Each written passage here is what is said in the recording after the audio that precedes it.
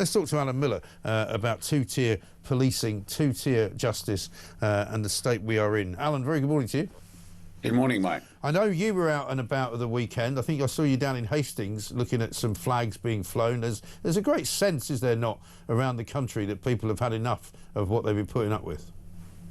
I think it's really fantastic that people are putting flags up everywhere, particularly as Birmingham Council think that the Union flag should come down, but others should be proudly flown. It's insulting and disrespectful, but it's fantastic that people are flying them out, Mike. And I think that it's sort of symbolic and representative of the fact that on the first hand, many people, maybe the silent majority, actually feel very proud still to be part of Britain and the history and the legacy and the virtues and the values of England and everything that comes with that, like the formal and informal constitution, rights, liberties, and the historic contribution to the world. And yet there's some people that just kind of continually want to put that down. There's a sense of disgust with history. We've been told it's all dead white males that are really bad and toxic and nothing ever's done. We've had that in our institutions, in education, and in many of the institutions that are running things, the obsession around DEI and other things that become very contorted. So I think that it's fantastic that they're going up much farther than they've been taken down, much quicker, than they've been taken down. But the bigger question for everyone right now is when it comes to issues like illegal migrants, borders, questions of resources, and people raise questions and they want to address those things, how come some people are treated in some ways and some in others? And that's really the essential question. Have we got policing without fear or favour? Do we have a fair judiciary?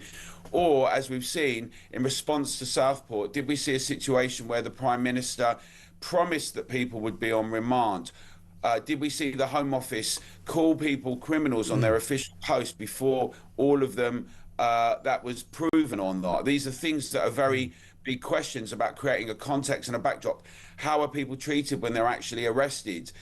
Is it without fear or favour? Is Lucy Connolly, was she treated in the same way as Ricky Jones? When Ricky Jones said that he would cut the throats and get rid of all these fascists and disgusting Nazis, you know, talking about a range of protesters. But that's quite lively language, Mike. Well, it really is. Let's just not just lively language; it's pretty lively behaviour. Let's have a look at what he said when he said it. We've got children and women using those trains, destroying some relatives. They are disgusting, nasty bastards, and we need to cut all their throats and get rid of them all. I mean, he didn't even say, for all I care, somebody could cut their throat or they could have their throats cut. He said we need to cut all their throats. You know, it's pretty obvious what he means. Yeah, I mean, the thing is, I'm a free speech absolutist, and he's gone into a situation where there's a jury, and I think it's important that, we allow juries to make these decisions. Sure. But it's really, I mean, what he says is very disgusting. It's reprehensible. He does the motion with his hands and he says we need to cut their throats. I mean, look, it's pretty obvious, but I think the key point with all of this is, Mike, that Lucy Connolly puts a post on social media and she says, for all I care, as you say, and it's a nasty post, but she takes it down 4 hours later.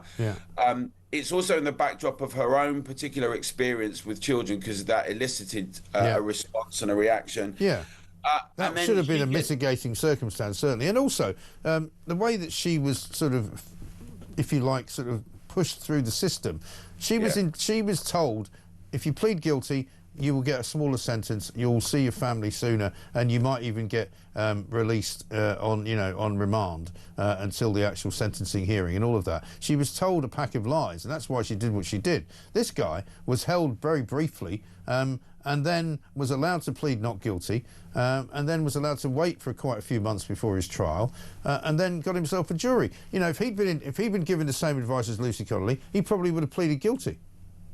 Well, that's exactly the point. So I want to say that there's a lot of the people that are in prison pleaded guilty in similar circumstances. They were kind of railroaded, they were told certain things, And I really want to encourage everyone to know that, you know, in these circumstances where things are very heated, that if you ever find yourself in that situation, well, firstly, I'd recommend that become part of the Free Speech Union because they've got great representation. Yeah. But like some people who've got expensive lawyers who are able to get themselves represented, they pleaded not guilty.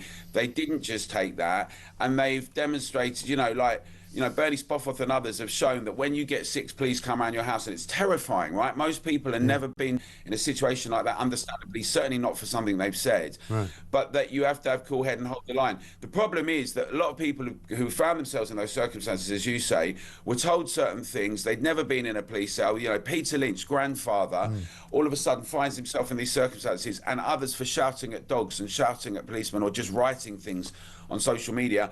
And we have many of them in prison. Peter Lynch very tragically took his own life in there. And there's a different set of circumstances with lawyers, people not being on remand immediately, and also the kind of context that was driven post Southport by the Prime Minister and the Home Office. Very different set of circumstances. But the thing is, it's very dangerous now, Mike, because if the public start believing increasingly that both the police and the judiciary are not treating people equally and fairly, that is a huge problem for Britain. And we need to make sure we get things back on track, because people keep talking about a tinderbox, but I don't like all those terms, and I think some people are encouraging that. I think what's been great about many of these recent protests is people have been calm and peaceful, local people, but asserting themselves robustly. But it's very dangerous, and we have to get back on track with policing without fear or favour, and not having a two-tier approach. It doesn't mean that just because people saw, for instance, at the Britannia Hotel on Sunday, the police responding with a Section 14 very robustly. You know, fine, if police are going to be robust about things, but these are peaceful demonstrators, right? I'm not sure why that happens there, but then other protests are treated completely differently. And so you see, the public sees all this, and it becomes very grating, and they know they're getting treated in a different way, and it's unacceptable. Yeah, exactly right. I mean, as I say, you see the police like that in such large numbers. There was nothing really to fear from that crowd. There was no reason to think that they were going to invade the hotel or anything. You know, most of them are women and children who are simply showing their, you know, unhappiness at what's actually going on. Because meanwhile, the people that are getting all the attention and getting all the money and getting all the free stuff are inside the hotel.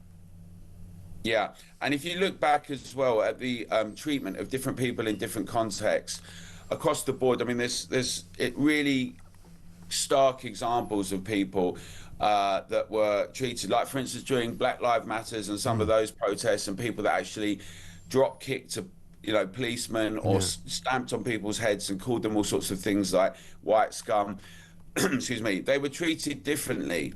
So the thing is that there needs to be it's really important we keep saying this, that there has to be true without fear or favour in policing. We need to have free speech. We need to be able to assert things, and we need to say things that are unpleasant. But it's also the case that, you know, the hypocrisy is very dangerous. And that's why the Together Declaration, we're very passionate that we say to people should be able to have free speech. But we've seen it with kettling, we've seen it during anti-lockdown protests, that police were treating people differently, even at the same time, different types of protests. And it's really essential in Britain that we don't allow that to continue. Sure. Alan, good to see you. Thanks very much indeed. Co-founder of the Together Declaration, Alan Miller there, speaking for all of us, I think, who want free speech to continue in this